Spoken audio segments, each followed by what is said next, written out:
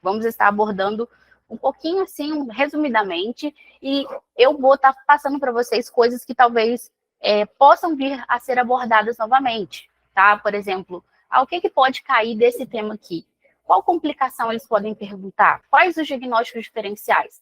Porque às vezes eles não abordam em uma prova, mas na próxima pode vir, na prova de vocês pode cair, tá? Então sempre pensem além do que a banca vai querer, tá? E, no geral, assim, sou uma pessoa muito animada, sou muito positiva, não gosto de focar no pior. Minha recomendação é que vocês não fiquem focando em grupos de WhatsApp, porque a gente sabe que tem muita gente aí reprovada, muita gente que já fez a prova mais de uma vez, e isso dá um certo desânimo, tá? Eu sei que dá. Quem fez a prova aqui vai fazer pela primeira vez? Tem alguém? Aqui, eu. Se eu tomar pausa, gente. Eu tô grávida, já indo para o terceiro trimestre, então sinto um pouquinho de falta de ar. Mas, enfim, vocês que vão fazer a primeira vez, não sei se vocês sabem como é. A parte discursiva é sempre na parte da tarde, não me lembro se são 4 ou 5 horas de prova. Então, assim, vocês têm muito tempo para fazer a parte discursiva. É tempo, assim, de você ficar sentado lá e pensar, e pensar, e pensar. E jamais, jamais eu vou indicar para vocês deixarem coisas em branco. Mesmo que você não saiba, coloque alguma coisa. Nunca deixe em branco. Porque quando você coloca algo que talvez venha na sua mente, mesmo que você ache que não é certo, talvez no recurso a gente pode dar aquela choramingada, tá? Então, nunca deixe a prova em branco. Então, na parte da tarde, vocês vão ir fazer a prova discursiva de vocês. Esquece a prova objetiva, porque às vezes a gente sai mal, a gente sai frustrado, a gente discute lá com os colegas, viu que a gente colocou alternativas diferentes. Então, a parte discursiva é outra prova. Pense em outra prova, tá? Apaga da mente de vocês a parte da manhã e vai confiante para a parte da tarde. Vocês vão ter bastante tempo e tem um espaço muito grande em cada folha para vocês utilizarem de rascunho, tá? Isso aí para o pessoal que nunca fez. Então, vocês vão aproveitar bastante o rascunho de vocês para quando vocês colocarem a resposta definitiva final, vocês olharem para a folha de vocês e pensarem, é isso aqui que a banca está perguntando? É isso aqui que a banca está querendo? Porque o nosso objetivo é isso, é escrever o que a banca está querendo. Não importa se você concorda ou não, tá? A gente sempre tem que pensar na banca, no que eles estão pedindo, ok? Então, vamos lá. Nossa live já está sendo gravada. Eu espero que vocês tenham entrado aqui no link. E vou compartilhar minha tela aqui com vocês para a gente poder ver as perguntas, tá? A pergunta. Alguém tem alguma dúvida antes da gente começar?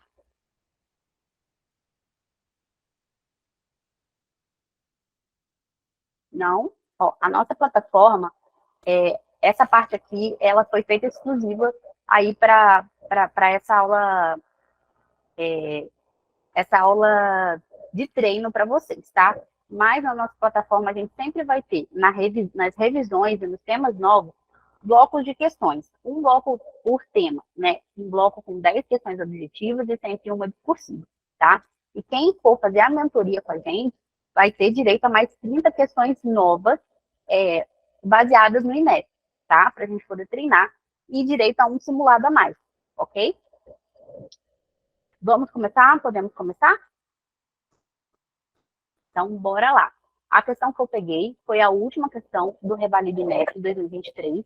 Não sei se vocês têm treinado as provas, mas a plataforma serve para isso, treinar as provas antigas do INEP. Não, eu sei que as provas de residência estão aí, muita gente fala que é para vocês pegarem as provas de residência, mas vocês vão fazer a prova do INEP, então vocês precisam saber qual é o jeito que o INEP cobra, quais os temas que eles geralmente gostam, tá? Então, o nosso foco sempre vai ser o INEP, ok? Então, vamos lá. Primeira coisa que eu gosto de fazer quando eu indico, né, para fazer questões discursivas, ou objetivas também. Vocês precisam marcar o essencial. Qual o essencial? As palavras-chave que vão conectar na sua cabeça para você já logo pensar em um diagnóstico. Assim que você termina de ler o enunciado da questão, você já precisa ter o diagnóstico na sua cabeça. Esse é o objetivo, geralmente, do INEP, né? Que você saiba diagnosticar, que você saiba a conduta, Então, vocês vão marcar as palavras-chave mais importantes. Sim, na prova com caneta, cor preta transparente. Não levem lápis, não levem borracha, não levem marca-texto, não pode. Tem que ser caneta preta, transparente, tá? Porque tudo é no, como é que fala? A prova objetiva passa no não sei como é que fala, né, laser, né? Tipo um laser, né, para vocês, para poder pegar. E a caneta preta, né, é no leitor. E a caneta preta, né, tem que ser transparente, tá? Da embalagem transparente, tipo aquela Bic, ok? Então, eu gosto de marcar o quê? As coisas importantes que vão fazer conexão na nossa cabeça. Então, vamos lá. Ó. Uma mulher de 32 anos, histórico de múltiplos parceiros sexuais, comparece ao BS com queixo de corrimento amarelo e fétido. Quais são os pontos importantes que nós temos aqui? Nós temos o quê? Uma mulher jovem, né? Em idade fértil. Ó, vou colocar só um pontinho para a gente identificar. E múltiplos parceiros sexuais. O que a gente já tem que começar a pensar? Que é um fator de risco para várias doenças aí em ginecologia e obstetrícia, tá? Quando fala de histórico de sexual, a pessoa tem muitos parceiros, não utiliza preservativo, etc. A gente já tem que pensar em doenças sexualmente transmissíveis, tá? Comparece ao BS, então, atenção básica, e o corrimento. A queixa dela é o corrimento. Então, a gente vai marcar aqui, tá? É a queixa da paciente. Afirma que a última menstruação ocorreu há 10 dias. Já podemos descartar o quê? Uma gravidez. Nega o uso de irritantes locais, sabonete de higiene íntima e de medicamentos. Opa, por que falou isso aqui? Tem algo relacionado, né? Porque eles não dão dados à toa para vocês. Ao exame físico apresenta parede vaginal íntegra, secreção de aspecto branco acinzentado, tá? É uma característica. E de aparência bolhosa, também é outra característica do corrimento, com odor forte. Outra característica. O colo está íntegro e sem colpite. Isso aqui é importante, porque com essa característica aqui, a gente já descarta, pega algumas possibilidades de diagnósticos, né, diferenciais, e descarta outros, tá?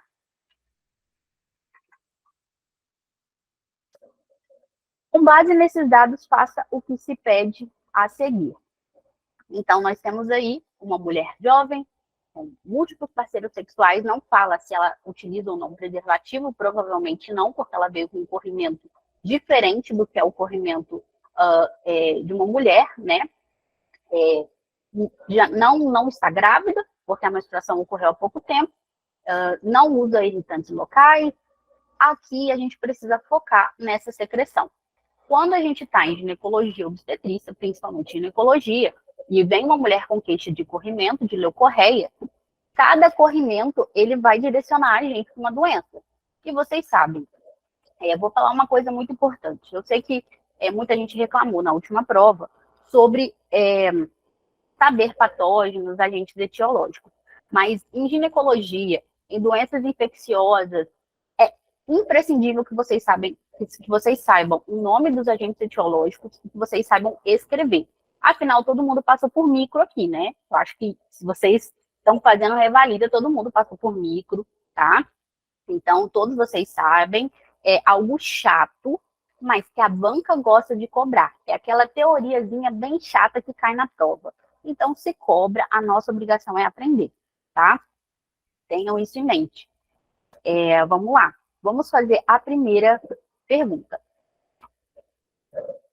Apresente o principal diagnóstico para o caso. Então, vou esperar, vou dar um tempo aí para vocês escreverem. Lá vocês vão ter muito mais tempo, mas a intenção aqui é que vocês sejam participativos. Então, vou deixar alguns minutinhos aí para vocês escreverem.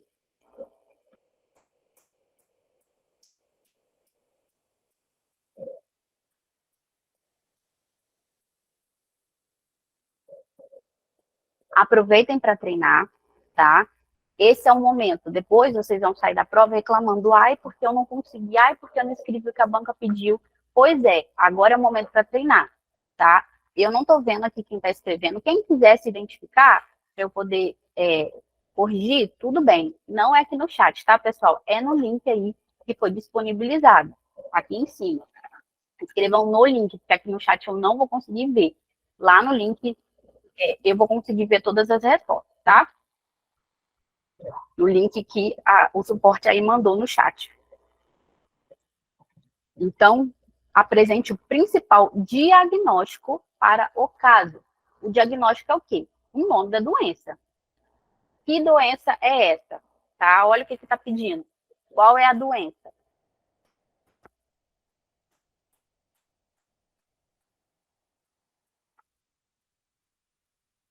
Escrevam aí no link que foi disponibilizado. Não precisa fazer cadastro nem nada.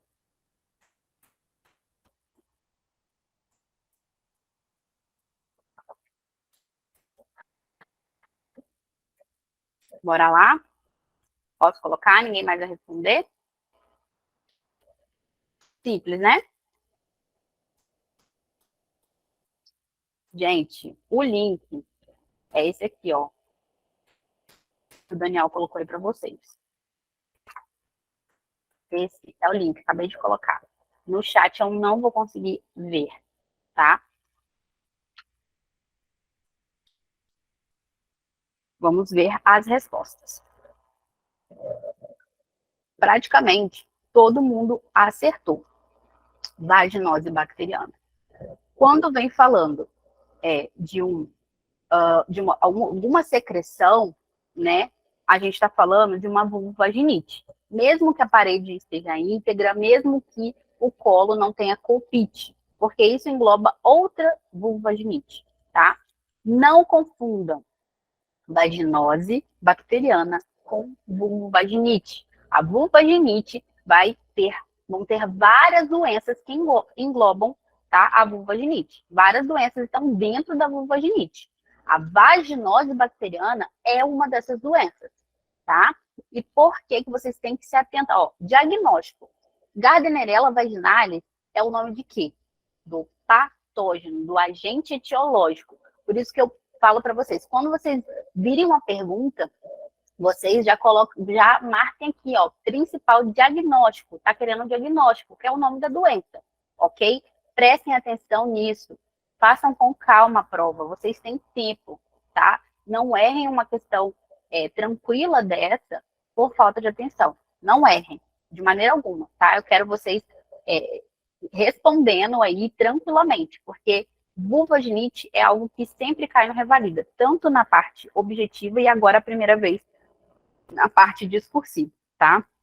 Então, o nome da doença é vaginose bacteriana, que é uma vulvovaginite, tá?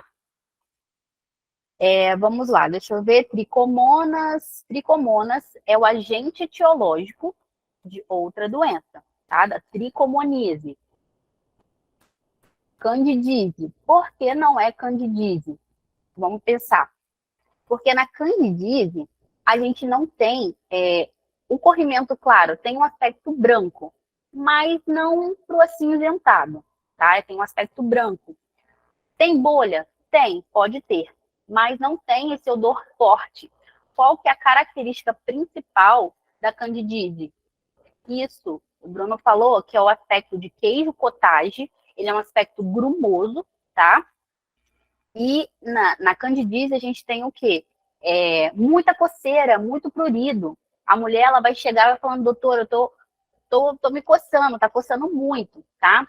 E talvez a questão teria abordado aqui para vocês outras coisas, por exemplo, que essa mulher, ou ela tá grávida, ou ela usa calças muito apertadas, ou ela não higieniza demais a região genital, tá? E aqui já tá falando que ela não utiliza o sabonete, não tem esse odor forte. Qual que é o odor forte aqui? É o odor de peixe podre, tá? Mas a gente vai discutir isso no final. Eu vou dar um resumão para vocês no final de vaginose bacteriana. Mas tenham em mente que cada vulvovaginite vai ter as suas próprias características. Então, isso tem que estar claro na cabeça de vocês, tá? Assim como o diagnóstico é diferente de agente etiológico. ok? Então, era isso que estava pedindo. Clamídia trachomatis, clamídia, né? A gente sabe, a clamídia e o gonococo, eles vão dar uma característica mais purulenta, um corrimento mais amarelado, tá? E poderíamos ter a colpite, tá? E alterações ali na parede vaginal, mais inflamação. Então, isso foi algo que já foi descartado. Não tem colpite ou aspecto de flogose, tá bom? E, ó, aqui, vaginose por Gardnerella. Olha o que tá pedindo. Clamídia gera vulvaginite. Gera, tá? Mas, nesse caso aqui, é a vaginose bacteriana. E olha só, tá pedindo só o diagnóstico, não tá pedindo um agente etiológico. Aqui, se tivesse pedindo presente, diagnóstico e agente etiológico, aí vocês colocam as duas, ok? Sempre tentem colocar o mais próximo possível do que a banca tá querendo, tá? Bora para a segunda? Sim, vaginose também é bolhosa. Exatamente. Pode dar bolha. Não se apeguem só à bolha. Não se apeguem a uma característica só. Claro, sempre vai ter aquela principal, tá? Mas não se apeguem a uma característica só. Olhem todo o contexto do quadro da paciente. Olhem todo o conjunto de sintomas, para vocês não se confundirem. Porque eles podem colocar sintomas ali parecidos e vocês se confundirem na hora. Mas prestem atenção no conjunto de sintomas que ela está apresentando. Bora para a próxima? Ok, vamos lá. Então, deixa eu ver. Aqui. Enumere 3 critérios de diagnóstico para essa doença. Vou deixar aberto aí para vocês colocarem as respostas de vocês. Não tem fim.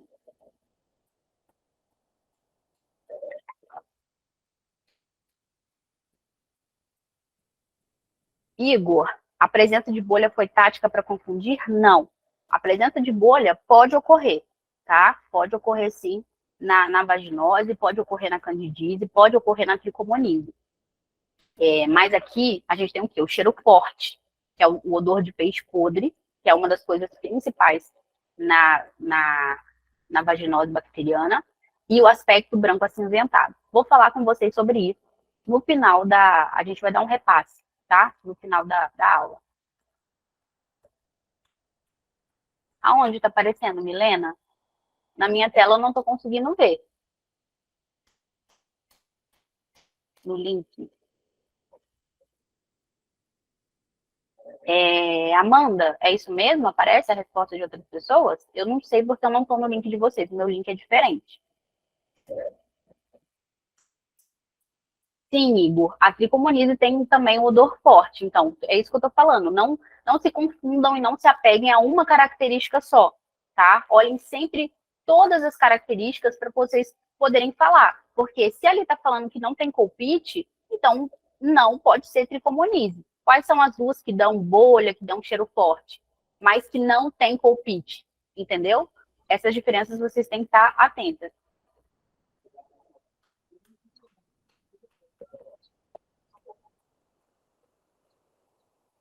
Bora lá, vou colocar aqui pra gente. Todo mundo já respondeu? Bora participar, gente. Isso é fundamental.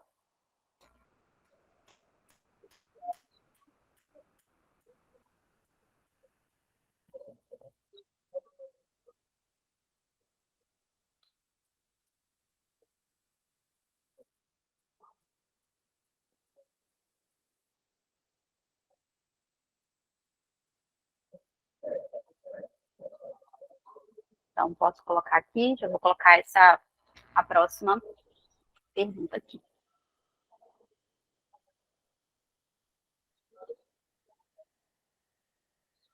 Então, 3 critérios de diagnóstico para essa doença. Se a gente já sabe que a doença é vaginose bacteriana, como que a gente diagnostica a vaginose? Tenho certeza que vocês já ouviram falar dos critérios de Amsel, tá? Esses são 4 critérios, e para a gente poder falar que é uma vaginose bacteriana, precisamos ter 3, tá? Essa mulher aí, ela apresenta 3, mas aqui está falando que é o diagnóstico para a doença, não só aqui para essa mulher. Então, tomem cuidado para isso. Mas, beleza. Geralmente, as questões aí do INEP, algumas, né, a gente consegue pegar respostas do próprio texto, do próprio enunciado, para formular as nossas respostas, tá? Então, deixa eu ver, tem alguém com o microfone ligado aqui? Então, às vezes tem respostas no próprio texto. Vocês estão vendo as coisas que eu marquei para vocês?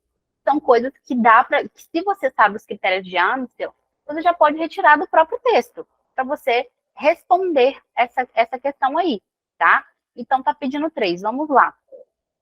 Clucells no exame a fresco, exatamente, clucells são as células-alvo, e quando a gente vai fazer o exame a fresco, né, que a gente vai ver lá no microscópio, nós vamos achar essas células. Esse é o método ouro, diagnóstico ouro aí, para poder diagnosticar a vaginose bacteriana, tá? A gente vai fazer tinção de grão. O pH maior que 4,5, tá? E o teste de aminas positivo. Sim, exatamente. Esses são os critérios. E temos aí, ó, uma pessoa colocou corrimento vaginal. Porém, que corrimento vaginal é esse? Essa resposta está meio incompleta. A gente precisa colocar mais específico, né? Podemos falar que o corrimento vaginal branco acinzentado, né?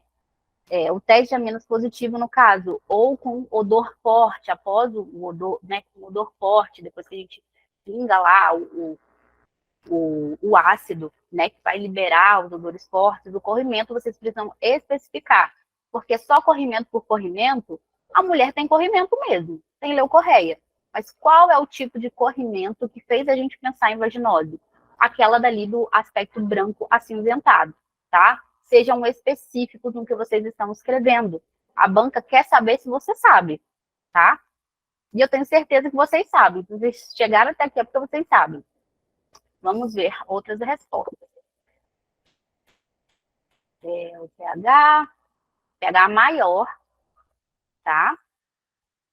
pH maior que 4,5. Não é menor, cuidado. Presença de Clucells, critérios de Amstel, pH vaginal, qual o pH? Gente, se está falando que o pH, na literatura, é específica no valor de pH, sejam específicos na hora de escrever. Então, só o pH vaginal aqui não contaria. Você precisa colocar o pH maior que 4,5. Grava esse número aí. Presença de Clucells, teste de aminas positivo, presença de corrimento vaginal branco acinzentado, ok? Vamos colocar a resposta completa. O máximo de informações que vocês não fiquem com preguiça de escrever, tá? O máximo de informação. Corrimento branco acinzentado bolhoso, isso. É o I homogêneo, teste de amina, teste de WIF. Aqui é teste de WIF, não WIF. O certo é WHIFF, tá? pH menor, não, maior que 4,5. Tenham cuidado com essas divergências, porque isso aqui pode fazer a banca não aceitar a resposta de vocês, tá? Bolhoso, presença de odor fétido, ausência de lesões em colo caracterizando a vaginose, esse aqui não é um dos critérios de Amstel, tá? E no exame citológico, Clucells, presença de Clucells, e teste de aminas positivo. Ok. De WIF, não de chifre. Essas coisinhas aqui vocês só tem que ajustar, tá? Na cabeça de vocês. Então, fica definido que os critérios de Amstel, né, são 3 de 4 que precisam ter. O corrimento branco acinzentado, homogêneo, o pH vaginal maior que 4,5, maior, tá? O teste de WIF, que é o teste de aminas, das aminas, positivo, vai ser o cheiro de peixe podre quando se coloca lá a gotinha de hidróxido de potássio, tá bom? E a presença de Clucells ou células-alvo. Se vocês não sabem escrever em inglês, tentem escrever sempre em português, para vocês não errarem a ortografia lá na microscopia, ok? Vamos ver. Papa Nicolau não é. O pH vaginal a gente já conversou. O esfregaço Não entendi. Eu acho que talvez estava falando da Clucells. Pode ser? Não, não sei. Eu acho que é isso, né? A pessoa queria se referir às Clucells. A clínica, secreção branco acinzentada, boleu. Então, aqui não entraria a clínica, entraria a secreção, tá? Secreção, a leucorreia, o corrimento branco acinzentado. Mas, no geral, vocês entenderam? Múltiplos parceiros também não entram como critérios de âmbito. Aqui não está falando de fatores de risco, pessoal. Está falando de um critério que é utilizado na literatura para vaginose, específico para vaginose bacteriana, ok? Não é fatores de risco. Score de Nugent. Nunca ouvi falar desse score. Se a pessoa puder me falar depois, ou eu vou procurar, porque esse aqui eu nunca vi. O que eu sei é de Amstel. O teste de aminas, que é esse teste aqui, é a mesma coisa que o teste de, como é que fala? De hidróxido de potássio, tá? Esse aqui é a mesma coisa. Teste de aminas e teste de hidróxido de potássio é o mesmo teste, tá? Mas, no geral, vocês estão sabendo, ok? Vocês estão sabendo, só precisa dar esses pequenos ajustes, beleza? Vamos para a próxima pergunta, tá? Aponte o agente mais comum desta enfermidade. Agora sim, está perguntando qual o agente etiológico, ok? Vocês estão vendo? O agente diagnóstico, tá? São duas coisas diferentes.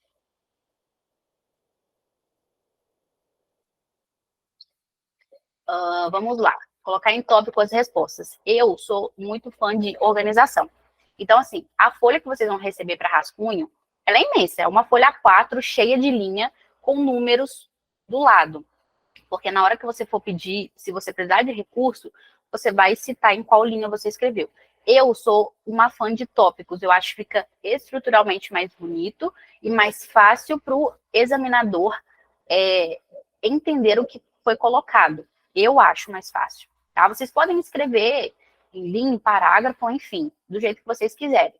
Mas eu sou uma fã de tópico, então eu prefiro colocar uma bolinha, tal coisa, outra bolinha em outra linha, né, na linha abaixo, tal coisa. Eu prefiro assim, eu acho que fica esteticamente mais bonito, tá?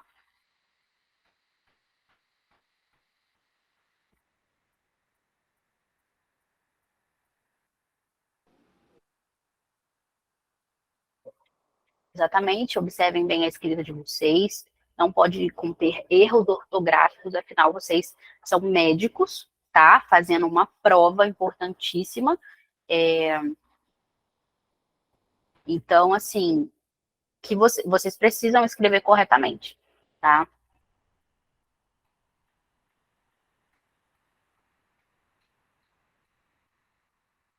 Vamos lá, terminem de escrever as respostas de vocês, corrijam para ver se vocês estão escrevendo certinho.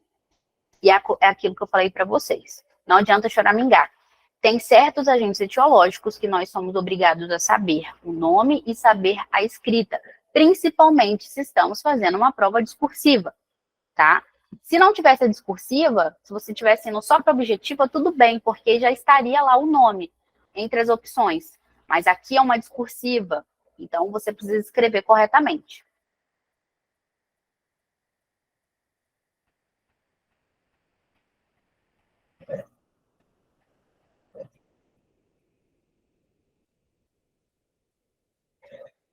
Se errar o nome da bactéria, perde a questão toda. Enzo, só se você tiver um avaliador muito tranquilo, porque o ideal seria que você perdesse sim, tá? Porque se você erra o nome, né, do que está pedindo, eu não sei se seria de bom tom eles aceitarem, né? Mas eu acho que aí é uma questão da banca. Eu nunca li nada sobre essa questão de escrita com erros, né? De português aí. Por isso que eu falo com vocês que tem certos agentes etiológicos, essas doenças sexualmente transmissíveis, doenças infecciosas, saibam como escrever, né? Porque a gente sabe que tem uma nomenclatura a primeira palavra sempre com letra maiúscula e a segunda já começa, né, quando tem dois nomes, a segunda já começa com letra minúscula. Então, são coisas chatas que a gente precisa saber para fazer a prova. Ah, mas eu não vou usar isso no dia a dia. Tudo bem, mas para você ir para o dia a dia aí com seu CRM, você precisa passar por essa prova. Então, você precisa saber, tá? Vamos lá, vamos ver.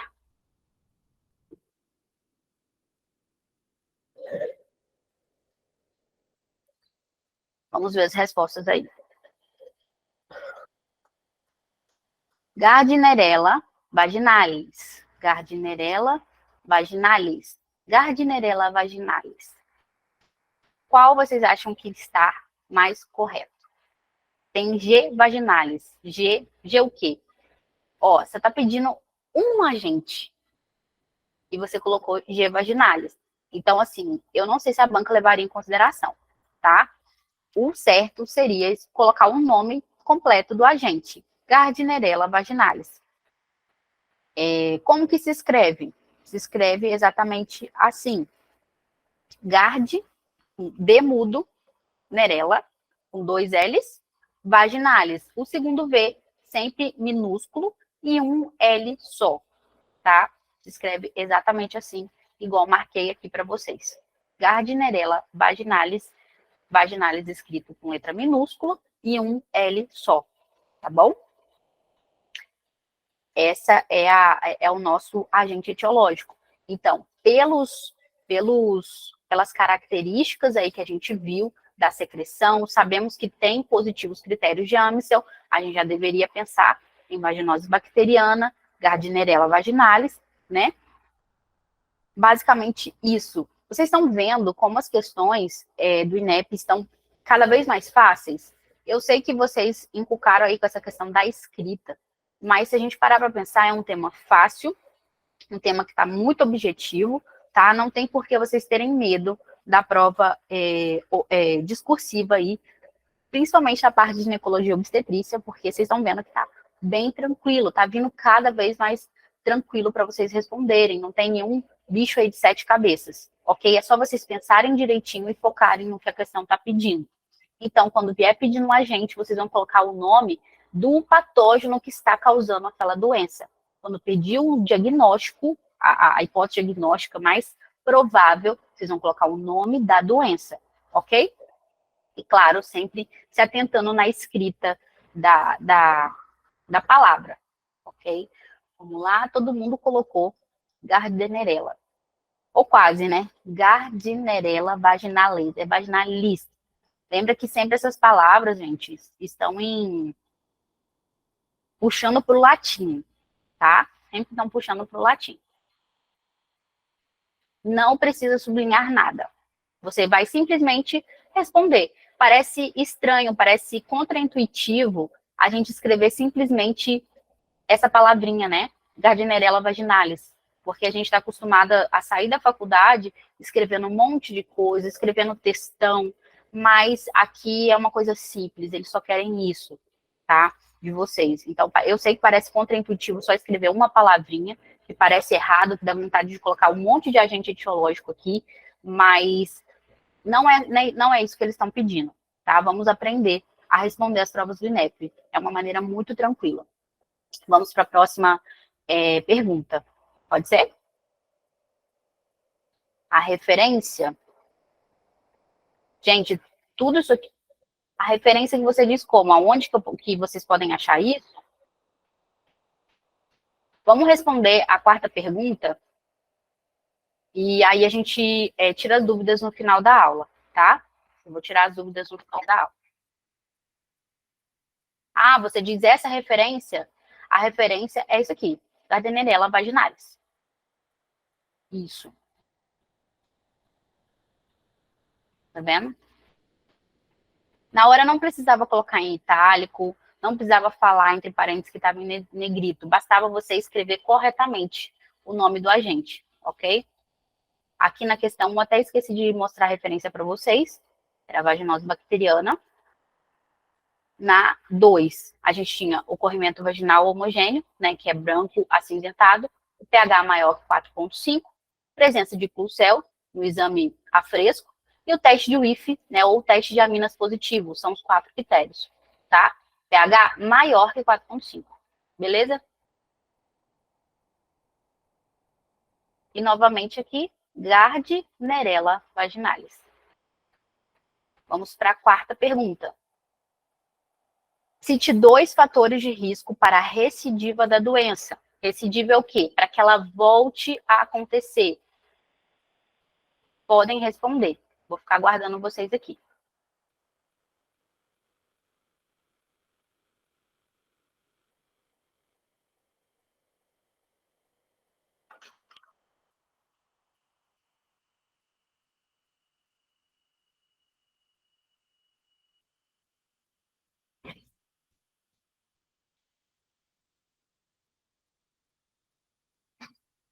Gente, escrevam no link, por favor.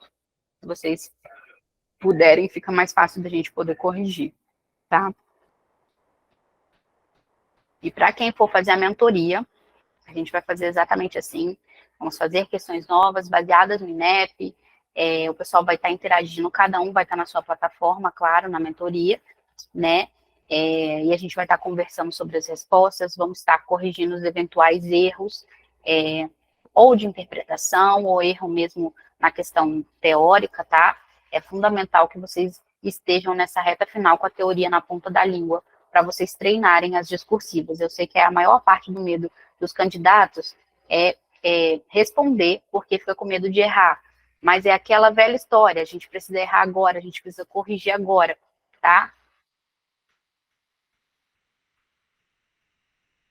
Vamos lá, escrevam, gente, no link aqui que foi mandado para vocês, tá? Quais são os fatores de risco? Só aqui eu já coloquei, eu já marquei, olha só, de novo na questão, marquei 2 fatores de risco para a recidiva da doença.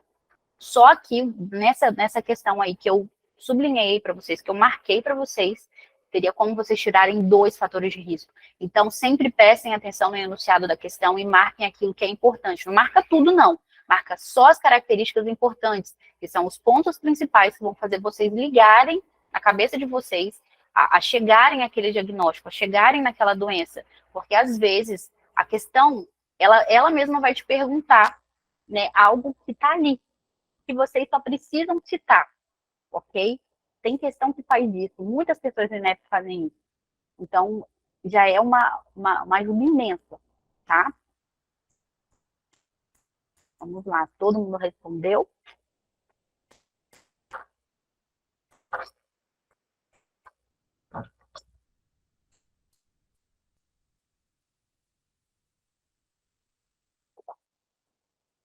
Bora lá, vamos ver as respostas de vocês. Quando se fala fatores de risco para doença, igual uma doença, a gente viu que já tem uma alteração de corrimento, e tem uma mulher jovem, idade fértil, né? A gente já tem que pensar o quê? Essa questão dos múltiplos parceiros, de utilizar ou não preservativo, né? A questão da imunidade é muito importante nas vulvaginites, né?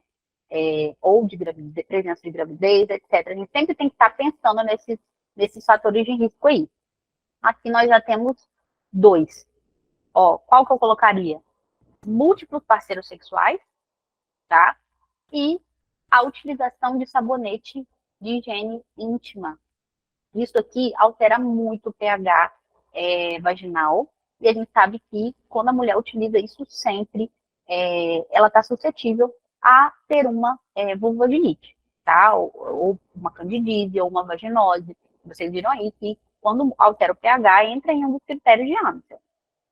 Vamos lá. Sexo sem proteção. Bucha vaginal é um dos exemplos. Múltiplos parceiros.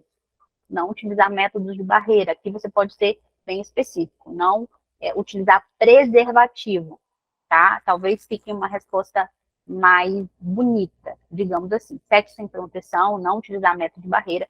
Vocês podem trocar por não utilizar preservativo.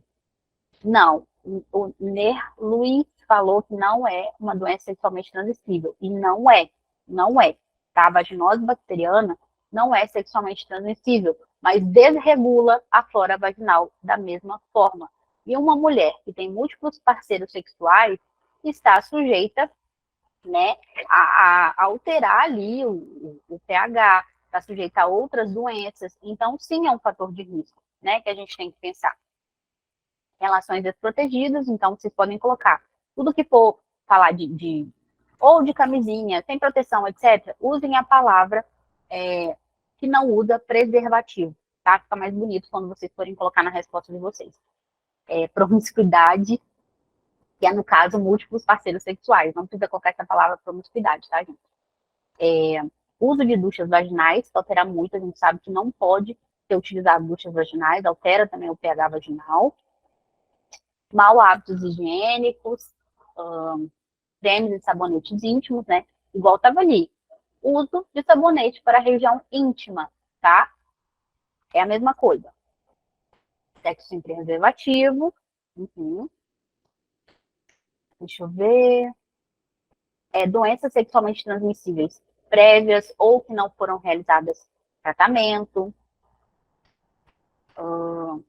Higienização exagerada. Aqui você pode ser mais específico, tá? Higienização exagerada, no caso, utilizar os sabonetes íntimos. Uso de anticonceptivos, gestação, não sei se a banca aceitou essa resposta, mas imunodeficiências, relações sexuais frequentes, uso de diafragma, também é um método, é um preservativo, né, só que é feminino. Não adesão ao tratamento, o tratamento anterior, no caso. Qual o tratamento? Tem que sempre referenciar. Não, má adesão ao tratamento anterior, né? Roupas ajustadas, mal ventiladas, exatamente. Vai ficar abafado, vai mudar o pH, né? Vai favorecer o aumento dessa flora bacteriana. Deixa eu ver. Diabetes mellitus, não sei se entrou como resposta. Mas, basicamente, isso, gente. Sempre nas vulvaginites, a gente sempre vai abranger todo esse grupo de fatores de risco, tá? Então, sempre pensem nisso. Sempre coloquem isso na cabeça de vocês. Como referência, o que a banca deu? Múltiplos parceiros, sexo anal antes do vaginal. Claro, a gente está levando uma flora, né, para outra flora totalmente diferente. Isso também desregula. Mulheres que fazem sexo com outras mulheres, prática sexual sem preservativo. Vocês estão vendo a resposta que a banca deu? É essa forma adequada, mais adequada que a gente deve responder a eles, tá? Prática sexual sem preservativo. Sem preservativo. Olha como que eles estão colocando. Eles não colocaram a palavra camisinha, etc. Claro que talvez no recurso, se passasse ali no resultado preliminar, no recurso vocês iam ganhar, porque é a mesma coisa. Mas é bom que a gente já ganhe esse ponto diretamente no resultado preliminar, tá? Prática sexual frequente sem preservativo, uso de ducha, sabonetes íntimos, uso frequente de antibióticos, claro, gente, que a gente está alterando totalmente o sistema imunológico dessa pessoa, né? Tá fazendo o sistema ficar muito mais, os agentes etiológicos muito mais resistentes, né, ao antibiótico. As roupas íntimas justas, úmidas ou de tecidos sintéticos, resistência bacteriana, ou seja, um tratamento anterior inadequado, tá? Essa é a resposta que a banca deu para vocês, ok? Deixa eu ver aqui. Vamos agora para as perguntas. O ideal é colocar só... Deixa eu ver onde que eu parei. Exatamente. Aqui a Isabelle disse que o pH do esperma é básico.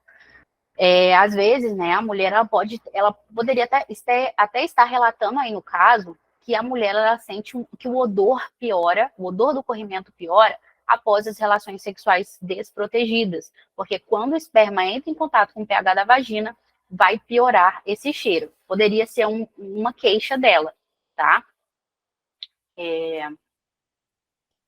Lembrando, igual aqui o Ner Luiz falou, vaginose bacteriana não é uma doença sexualmente transmissível.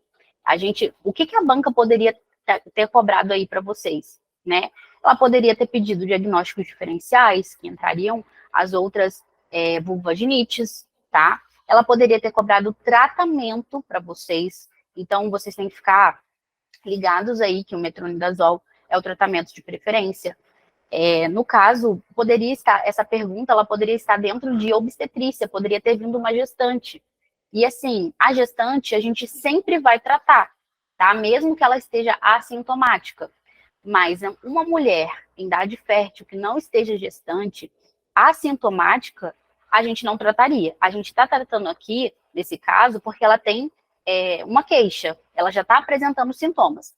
A maioria das mulheres que tem vaginose bacteriana, elas não têm sintomas, tá? Mas aqui a gente vai tratar porque ela tem sintomas. E na grávida a gente sempre vai tratar. Então vocês fiquem atentos, porque a banca poderia ter pedido muito mais coisas para vocês. Poderiam ter pedido o diagnóstico, poderia ter pedido os fatores de risco e o tratamento, tá? Então vocês têm que ficar ligados nisso. Sempre tem que ir além, saber um pouco a mais. Aqui pediu para colocar 2 fatores de risco. O ideal é vocês colocarem sempre a quantidade que a banca está pedindo. E claro, gente, sempre coloquem o que vocês têm certeza primeiro. Se vocês querem colocar 3 ou 4, fica a critério de vocês. Eu indicaria que vocês coloquem sempre o que vocês têm certeza e talvez 1 ou 2 a mais, tá? Porque muito demais, às vezes eles podem, se você tiver que ir por recurso, eles podem entender que você estava chutando as respostas. Isso aconteceu com alguns companheiros da outra vez. Então, assim, sempre coloquem o que a banca está pedindo, o que vocês têm mais certeza, e depois, se vocês sentirem necessidade de acrescentarem uma ou 2 coisas a mais, vocês coloquem, tá? Deixa eu ver. Deixa eu ver mais aqui. Essa fase, coloca o que você lembra. Não somente o que pedem, olha a quantidade de referências na resposta.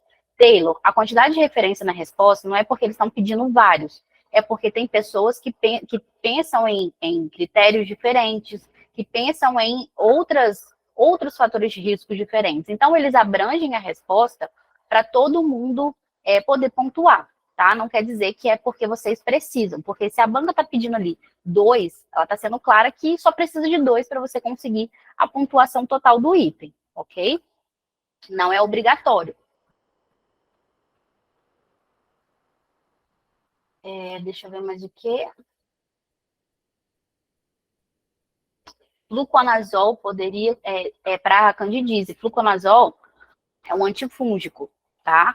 O metronidazol é um antimicrobiano, tá? Aqui a gente trataria com metronidazol, que é a escolha do SUS, tá? Então, sempre vai ser a primeira opção, seria 500 miligramas via oral, de 12 em 12 horas por 7 dias, ou teria a opção do metronidazol intravaginal, né, com aplicador, que eu acho que é uma resposta mais rebuscada, eu acho que vocês não precisariam nem gravar, mas o metronidazol 500 miligramas via oral é o tratamento de escolha, porque é o medicamento que está disponível no SUS, tá? Deixa eu ver. Tem mais alguma dúvida aqui? Fluconazol a gente já falou que é um antifúngico, então é para candidíase. Alguém tem mais alguma dúvida?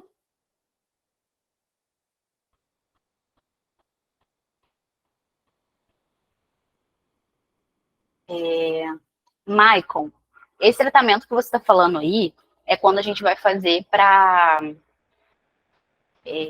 violência sexual, né? Foi esse tratamento que você viu para violência sexual? Não é para não é para vaginose bacteriana, tá? A gente está falando, esse do metronidazol 2 gramas aí é para violência sexual e não tem nada a ver com a vaginose bacteriana. Esse aqui é um tratamento muito mais tranquilo, é outra coisa, tá? Então, assim, se atenta a essa questão das doses e dos momentos diferentes da doença diferente, porque a tricomoníase também é tratada com metronidazol e é outra miligrama, é outra quantidade de medicamento que a gente vai utilizar. Aqui, para vaginose bacteriana, são 500 miligramas via oral, tá? Mais alguma dúvida? Alguém quer perguntar mais alguma coisa? Então, assim, eu acho que vocês têm que ficarem bem atentos a esses temas, porque a gente viu que é a primeira vez que perguntaram sobre vulvaginite, então abre o leque aí de opções para outras vulvaginites, tanto na ginecologia quanto na parte de obstetrícia. Poderia ter vindo uma gestante, então a gente sabe que gestante a gente já muda um pouco as coisas, tá? E ficar atento no que mais poderia ter sido cobrado aí, os diagnósticos diferenciais, as complicações, tá? Poderiam ter pedido muito mais fatores de risco, mas só pediram 2, então já tá ótimo, ok? Alguém tem mais alguma dúvida?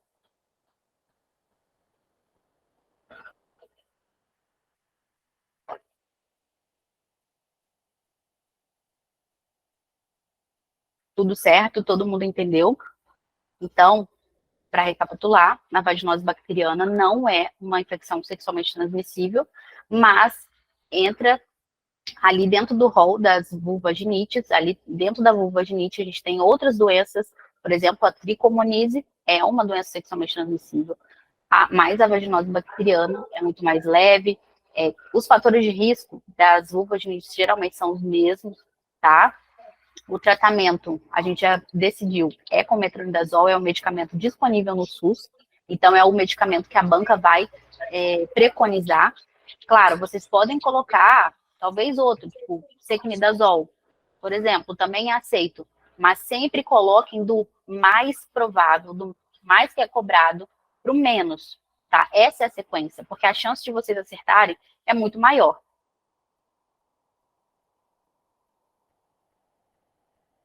Se ela é uma infecção sexual. Danis, eu não entendi a sua colocação. Ela não é, a vaginose não é sexualmente transmissível, tá? A gente viu que os fatores de risco são os mesmos para as outras vulvovaginites, e cada vulvaginite vai ter o seu aspecto diferente. A gente tem algumas que têm características iguais, porém, a gente sempre vai se atentar ao quadro geral, tá? A todos os aspectos que vier apresentando na questão. Marquem os pontos principais para serem ligados na cabeça de vocês e ficar mais fácil chegar ao diagnóstico. Prestem bastante atenção na hora de escrever o nome do agente etiológico, caso precise. E não estou falando isso só aqui na ginecologia, mas também em preventiva, clínica também, tá? O tratamento para grávidas, aqui a gente tem, deixa eu dar uma olhada, só para não falar errado para vocês. O da grávida a gente pode fazer com metronidazol ginecológico, tá? Não tem problema. Mesmo se ela estiver assintomática. Tudo bem? A grávida a gente sempre faz. Alguma pergunta? Ficou alguma dúvida? Essa live vai ficar gravada no YouTube. Vai ficar gravada. Logo, logo a equipe vai disponibilizar lá no grupo o link para vocês. Bom?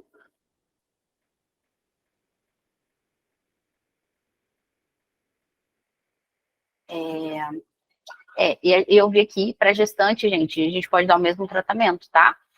502 comprimidos de 250, ou seja, são 500 miligramas via oral de 12 em 12 horas por 7 dias. Não tem problema. Tá bom? Alguém tem mais alguma dúvida? Quero falar para vocês que fiquei muito feliz de vocês estarem aqui. Eu espero que eu tenha conseguido passar e esclarecido alguns pontos. Doutora, Tá? Oi, boa tarde, tudo bem? boa tarde. Uma dúvida, não sei se eu entendi bem.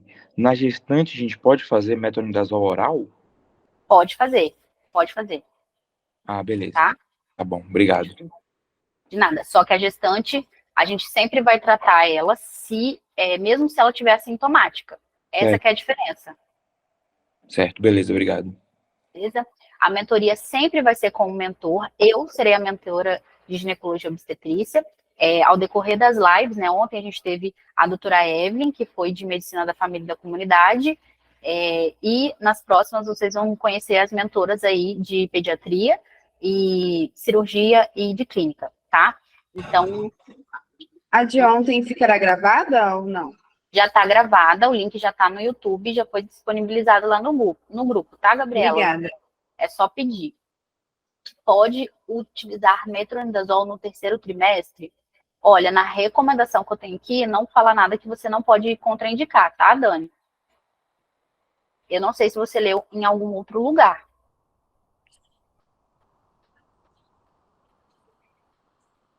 Tá?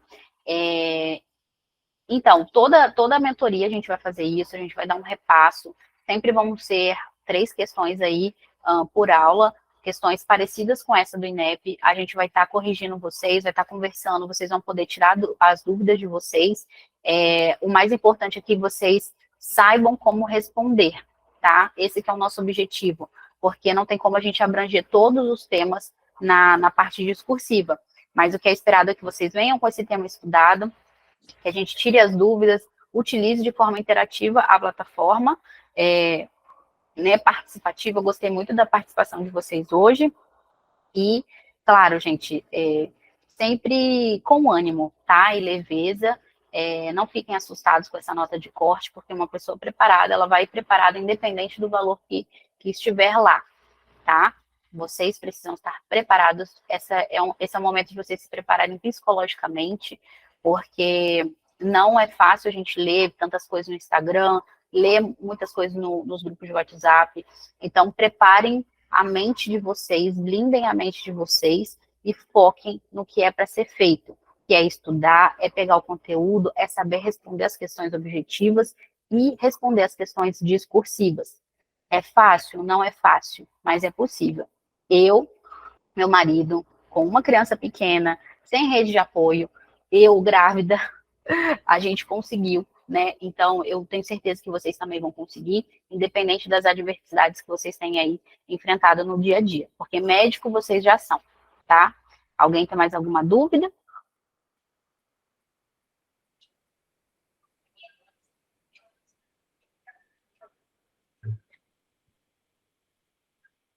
Quem quiser adquirir a mentoria, o link de pagamento já está disponível, vocês podem pedir lá no grupo. Essa mentoria, ela já dá o acesso direto à plataforma, tá, para vocês. O acesso vai ser até o dia 7/8, ou seja, um dia depois da prova. Nossa mentoria vai durar 15 dias, aulas aí todos os dias praticamente, 30 questões novas, um simulado. Vocês podem dividir a mentoria aí em 10 vezes, tá, parcelado, para ficar bacana. E a gente espera ajudar vocês nessa etapa. O valor, Marco, ele é 1.400, né, um investimento que eu acho que nessa reta final é muito importante, tá?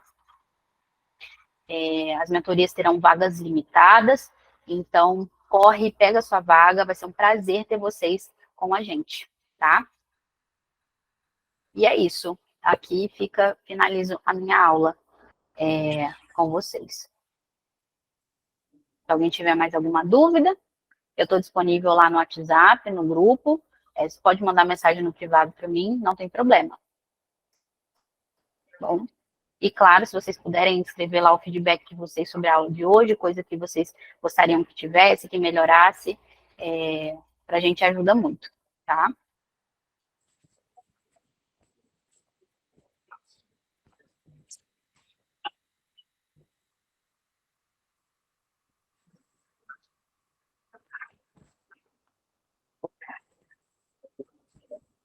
Ó, me lembraram aqui que em algumas bibliografias, para o primeiro trimestre na gestante, se indica a clindamicina, mas no primeiro trimestre, tá? Porque vocês sabem que tem, que é o caso da formação fetal, né? Fran, mas eu acabei de conferir no bacteriana, primeira opção, metronidazol também. Não, é metronidazol. Mas quem, assim, pensou em clindamicina, é bom que É a não... segunda opção no Ministério da Saúde. Opção, exatamente. A metronidazol é sempre a primeira, porque é o que está disponível no SUS. Gente, foi um prazer, tá? Estar com vocês aí. Então, boa tarde, boa noite para todos, tá?